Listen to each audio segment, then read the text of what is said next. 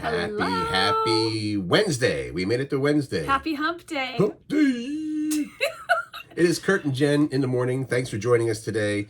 So many fun things to cover, starting with a great time last night. We are the champions. We are not the champions, Curt. We are the champions of only the speed round and not the overall trivia night. From Sean O'Donnell's. We did trivia every Tuesday night at 7:30. We got, I thought it was a team of ringers together. It turns out that Jen was like, I'm just going to cheer on the good I'm answers. not good at trivia. I'm just going to put that out there from the get-go. But you got some answers right. Very few. All we did win at was they did a speed round, and it was all dates of when music was released. So that's the ringer right there. We did really well at that. The other stuff, we came in 9th out of 17. So this isn't the Everett location. Can we just say that? Or would you call it the Everett location? It is Everett, yeah. So great time, and thanks to Sean for having us and pumping up our podcast. Speaking of which, you feel free to like, to love, to follow, super share, enjoy, yes, please subscribe on the YouTube, all that stuff. I can't believe we're going to talk about Flavor Flav. I can. No. The only reason we're talking about Flavor Flav is because I think this is hilariously awesomely hilarious. So you probably heard that Red Lobster is going out of bankruptcy. business. Well, maybe. Flavor Flav, old Public Enemy guy, you know, the guy with the clock around his neck, he decided to go to the Red Lobster, and he ordered the entire menu to help the company through their bankruptcy. Now, I don't know how much good that's going to do. One person ordering the entire menu for a night. It takes one to start a movement. That's true. So here's a quote. There's a quote from Flav. Yeah, boy, meant it when I said I was going to do anything and everything to save the Cheddar Bay biscuits.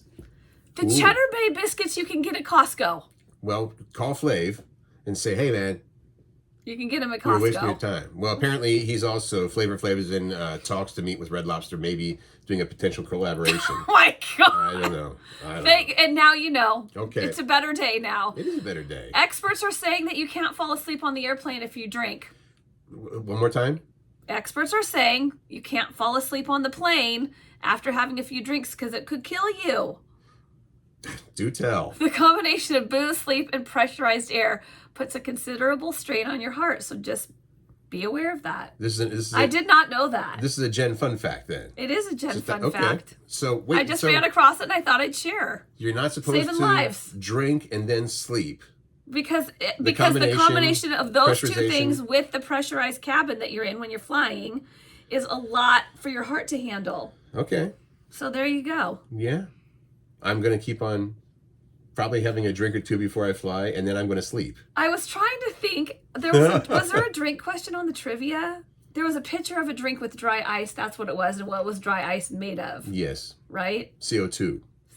Yeah, that was one that, Dana, your smart scientific wife got so did our friend Randy, who was there. They were like going back and forth. I think they're smarties. I think it. Yeah, it is. So there's one we got right. What we put up yesterday, and thank you for participating. These are good, guys. These are real good. The question was, I got divorced. I guess it's not a question. I got divorced, and now someone, meaning someone else, I got divorced, and now someone is using my blank. Probably your ex-partner's new partner is using this. Well, the most popular answer was house, and that we actually said, you know what, I think that's a lot of people, and me as well. I've got a story about that when I got divorced forever ago. But in the meantime, some great answers to I got divorced, and now someone is using my blank. So Todd said Netflix. That makes sense. That makes sense, Todd. Yes. Brittany said my Nissan Titan truck that she purchased. Wow, that's got to be tough. And I believe she also went on to say, I've seen them driving it around town. Oh, no, she also said they saw them driving around her old high school car that she bought. So she lost back that, too. when she graduated, Trishy said, I got divorced, and now someone is using my bed. My bed. You know that's my case too. You've got a situation where sometimes your bed is very special to you. If it's a really good bed, you're like, I don't want a mattress. I don't want to give this up. But that's what happens. Dirty. That's when it gets ugly. Shane.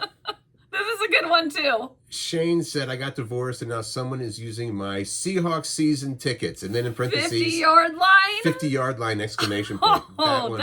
That hurts. That really hurts. That hurts. Shame. Vanessa said, someone else is using my credit card. Ooh. Kristen said, dishes, my good dishes. Oh, yeah. She didn't get those.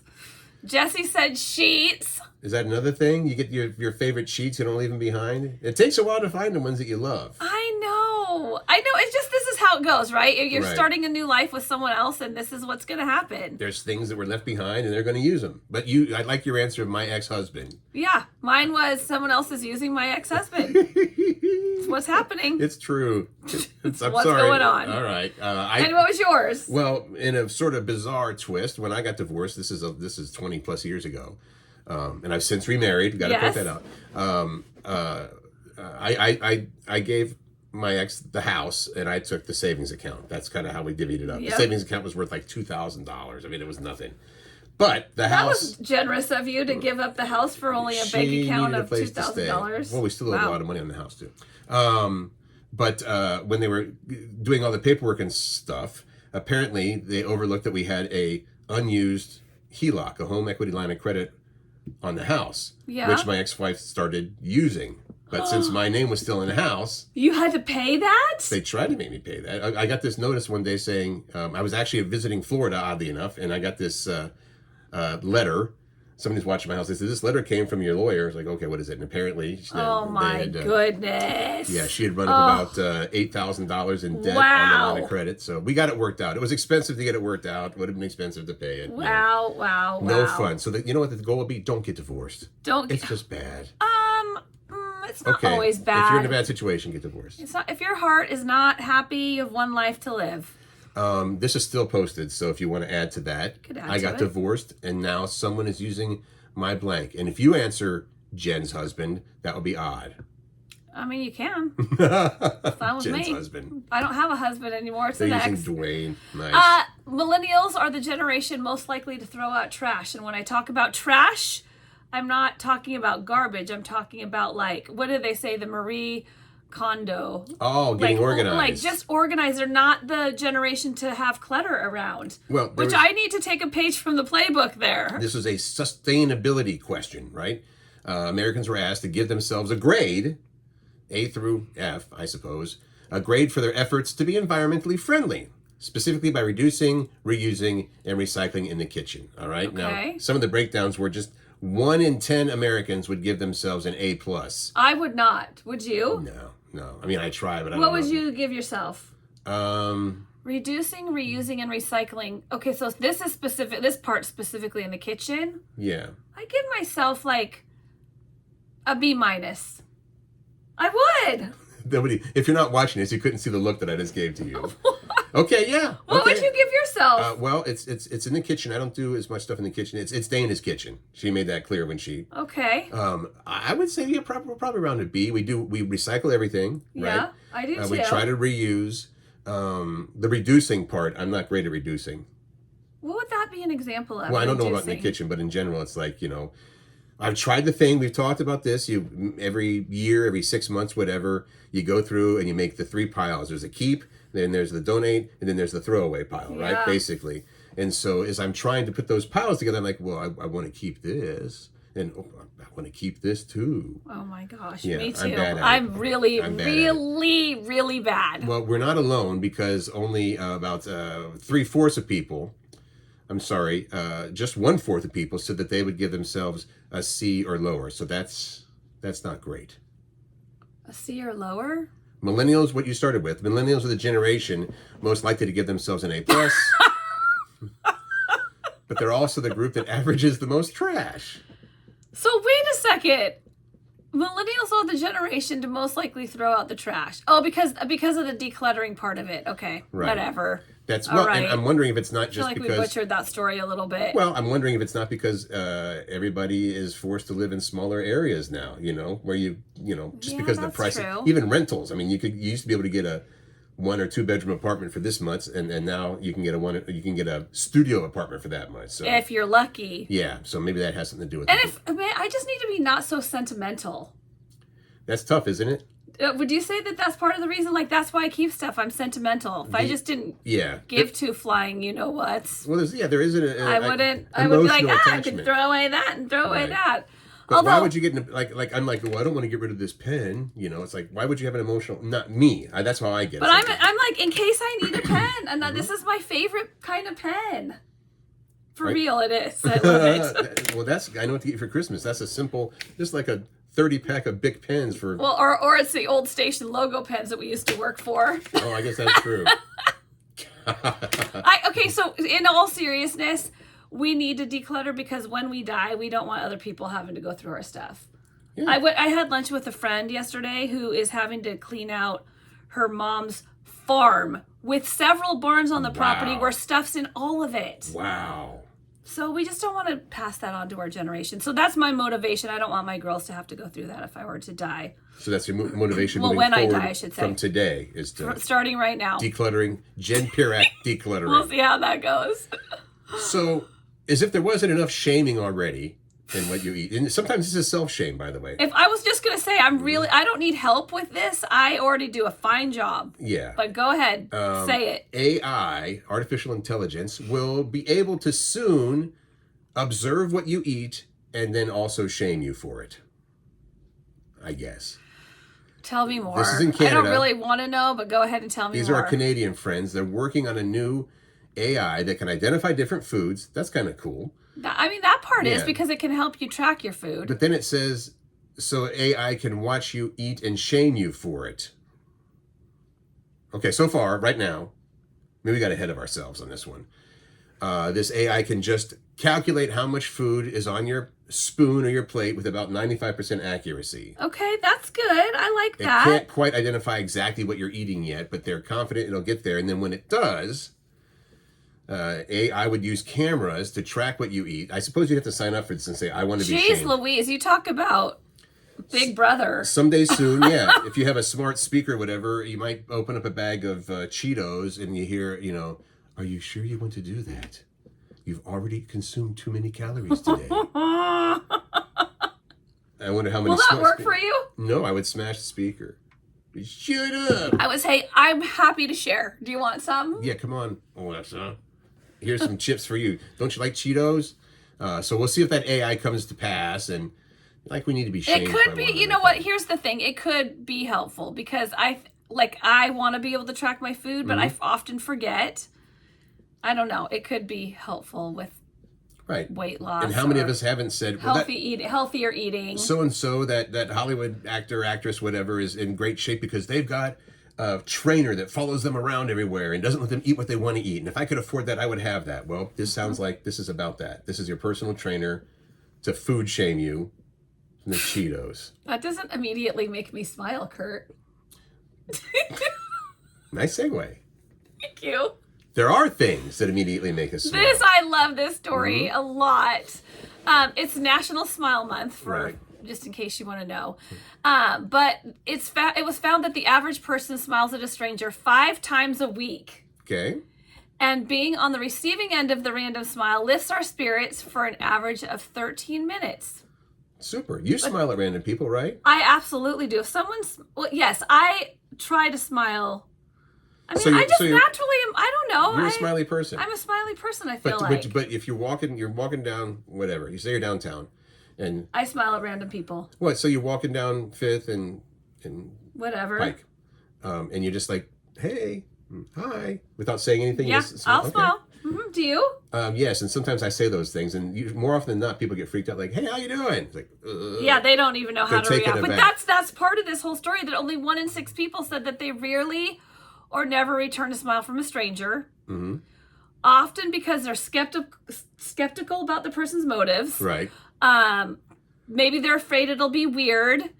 You're in a rush, you're too embarrassed, or you just weren't paying attention so the moment passed. Well, reasons that people don't smile back. I just get a kick out of smiling at people and seeing how they react. I smile because I think that people can use a smile. They can use a smile, and why not?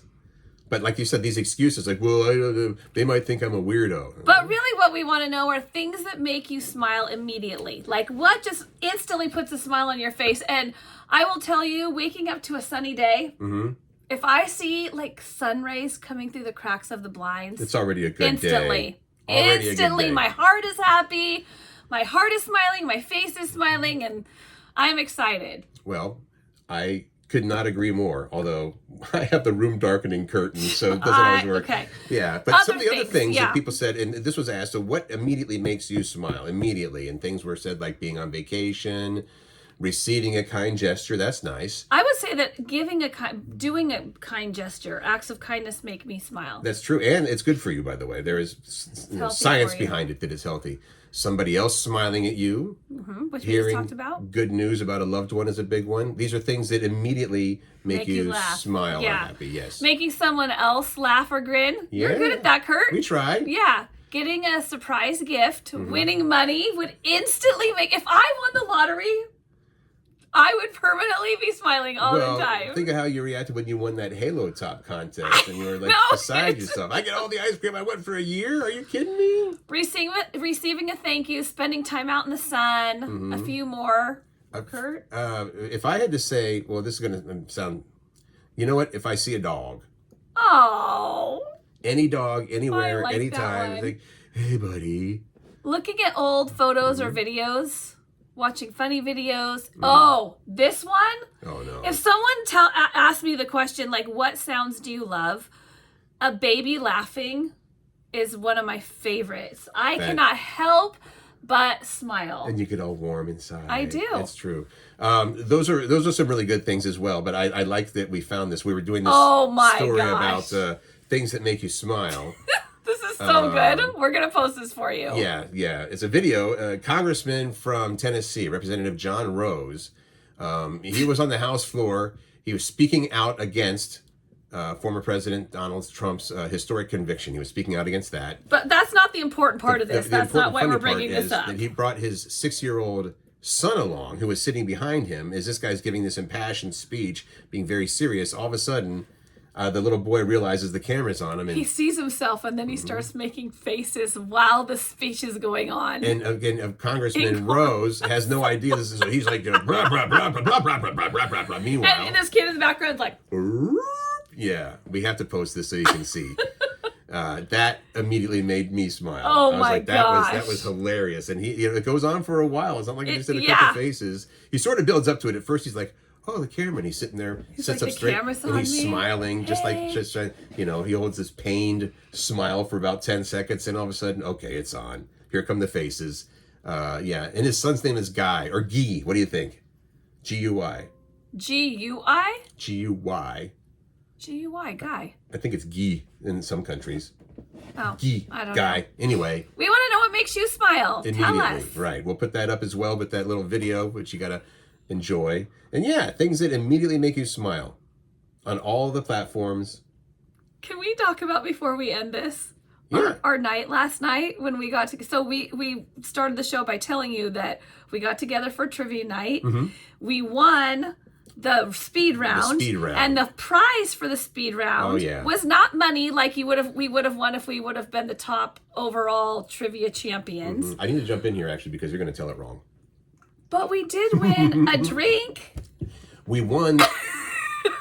We won. If you win the speed round, they said whoever wins the speed round gets their choice. They can have some sort of food from the menu. No, we can have a dessert. A dessert from the menu, a drink, and something else for the table.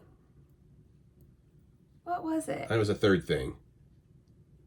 Anyway. Okay, well that's great. So there's 7 of us there. Yeah. And they come over. But we'd have to share the one dessert, right? That's what my impression was. We wouldn't each get to choose our own dessert. I don't think we would, Yeah. Regardless, they come over and they say, hey, you guys won the speed round. You can have this or this or this. And Jen's like, we want dirty Girl Scout shots. Without talking to anybody else. Dirty Girl Scouts. Round of them for the table. Dirty Girl Scout shots. Bring those dirty Girl Scouts out. We love Girl Scouts, by the way. Yes. This just happens to be a shot. that are very pretty. I should have taken a picture. It was this layered shot. They're so pretty. And the reason that we ordered that is because, Curt, when you and I went to Sean O'Donnell. Yes. Yeah. Before. Who's the bartender, Gary? Yeah. Gary made those for us. We're like, we need something fun and yummy. And he's like, I have just the thing. And he brings them out. He's like a dirty Girl Scout. Do you remember what's in it? No. Cream de menthe, I think. And maybe Frangelico. I don't remember. It tastes like a Thin Mint is what it tastes like. And it's good. Good. Keep talking while I'm looking at what's in the Dirty Girl Scout. Keep talking. I can't. You know what? You're going to get things on your computer when you're Googling Dirty Girl Scout. Here's a Dirty Girl Scout shooter recipe. Okay, yeah, what's in? Ooh, that doesn't look the same, though. That's not the same. An ounce of vodka. Irish cream. Ounce of Irish cream. Such as Bailey's and cream de mint. And then okay. an ounce of cream de I mint. think it's the order you pour it. You need to pour it in a certain order for it to get layered. Well, here's another picture. That's the same one. Oh, that's better. That's closer. Anyway, so it was delicious. If you are one that enjoys a shot every now and again and you want something different, I had never heard of that until I went to Sean O'Donnell's, I don't know, handful of months ago. Yeah. And he made that. And we were like, that's pretty good. There you go. Especially, and then based on the name, though, I was like, what's this going to be? Yeah. Dirty Girl Scout. All right. Well, you know what? Have a great Wednesday. Yeah. We're going to post that video of if you need a good laugh, if you need a little smile, we got a little something for you. Go to Curt and Jen in the Morning Facebook and we'll have that link for you. I'll probably just include the link on the post that I do to remind people that here's the show for today. And you're going there to let us know what immediately makes you smile. That's what we're looking for tomorrow. Hopefully get a good long list of just get more things. Smiley things. And you can use something that's been used before. A lot of people are going to say dogs because that's a great answer. Yeah, but for you it was the baby laughter. Well, sunshine. There are a lot of things that make me smile. Seeing my girls, I love that. Seeing family, spending time with friends. Thank you so much for listening. Thank you for viewing. Make good choices. Find joy. Spread kindness.